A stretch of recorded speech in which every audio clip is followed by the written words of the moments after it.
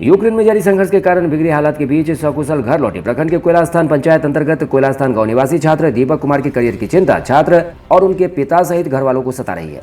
Ukraine से medical की पढ़ाई करने वाले छात्र दीपक को फिलहाल कोई रास्ता नजर नहीं आ रहा।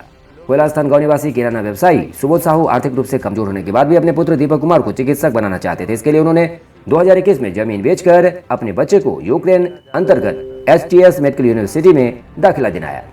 नामांकन के समय करीब 10 लाख रुपए का खर्च आया था, मगर पढ़ाई के दूसरे साल यूक्रेन में उत्पन्न हालात के कारण दीपक को घर वापस लौटना पड़ा। उन्होंने बताया कि पुत्र दीपक के घर लौटने की खुशी तो है, पर पुत्र के पढ़ाई और उनके भविष्य की चिंता अब सता रही है। व्यवसायी ने बताया कि यूक्रेन की वर्तमान स्थिति में वहां पढ़ाई के लिए सोचना भी बेकार है। केंद्र सरकार को यूक्रेन से लौटने वाले मेडिकल के छात्रों के लिए कोई उपाय करना ही चाहिए।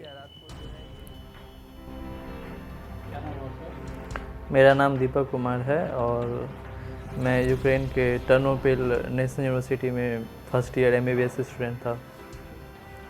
वहाँ का क्या माहौल है और किस तरह से आपको वहाँ से निकाला गया?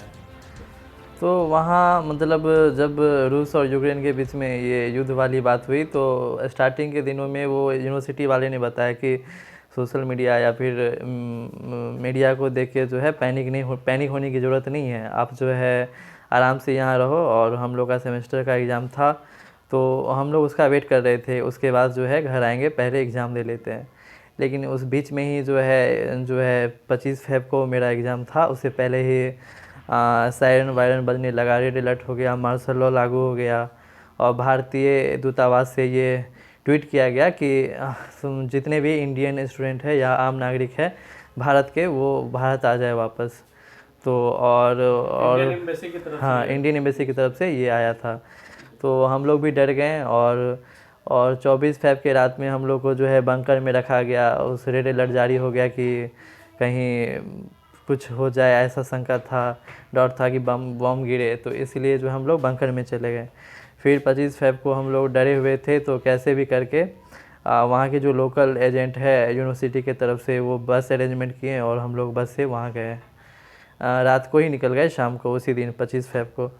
और फिर क्या हुआ कि लोग इतने, जहाँ पोलैंड यूक्रेन के लोग या फिर भारत के लोग वहाँ इकट्ठा हो गए थे कि भीड़ बहुत ज़्यादा था। तो हम लोग को लगभग 35-40 किलोमीटर पहले उतार दिया गया और 35-40 किलोमीटर उतार दिया गया 2 बजे रात में। वहाँ से हम लोग 17-18 लोग थे ग्रुप के, तो वो लोग साथ में निकले और बॉर्डर ग्रुप के थे 17-18 सारे इंडियन थे। और तो हम लोग वहाँ से जो है निकले और पूरे रात जो है पैदल चले। फिर वहाँ दिन में 1-2 बजे जो है करीब वहाँ पहुँचे होंगे। तो वहाँ पहुँचे तो वहाँ भी बॉर्डर पे बहुत रश था, मतलब कि हम आगे नहीं बढ़ सकते थे, इतना था। तो वहाँ भी वेट किए, बहुत ही ठंडा था, -17 डिग्री सेल्सियस रहा होगा।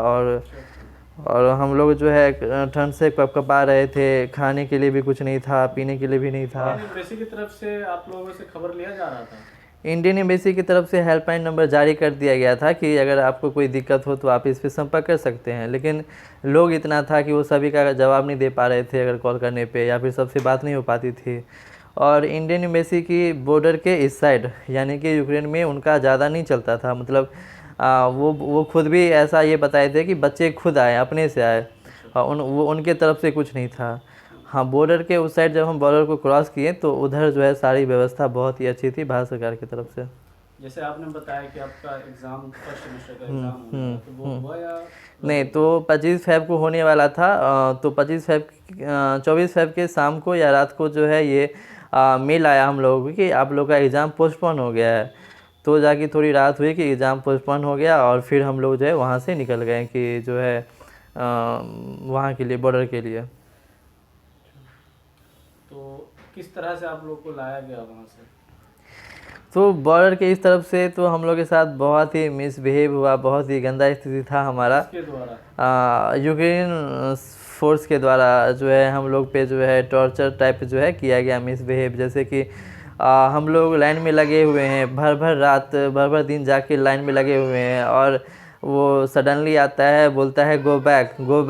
बस वो इंग्लिश इतना वर्ड जानता था, बस वो तो अपनी लैंग्वेज में बोलता था लेकिन इंग्लिश में बोलता था गो बैक। तो हम लोग जो है वहाँ से चले जाते थे, फिर लगते थे, फिर वापस कर दिया जाता था। ऐसे ही लगभग 3 से 4 दिन ऐसे हुआ हम लोग को, ऐसे हुआ। फिर जो है फिर कैसे भी करके हम लोग जो है अपना जो भी लगेज वगैरह था सबको फेंक के खुद पासपोर्ट और टीआरसी लेके जो है जान बचा के जो है वहाँ से हम लोग भागे।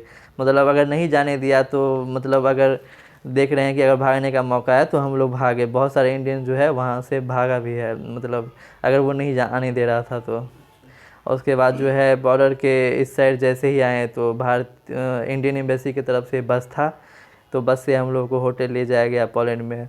फिर वहाँ अच्छे से रखा गया, खाना पीना खिलाया गया। फिर वहाँ से टिकट था, हाँ, तो हम लोग पोलैंड एयरपोर्ट पे गए।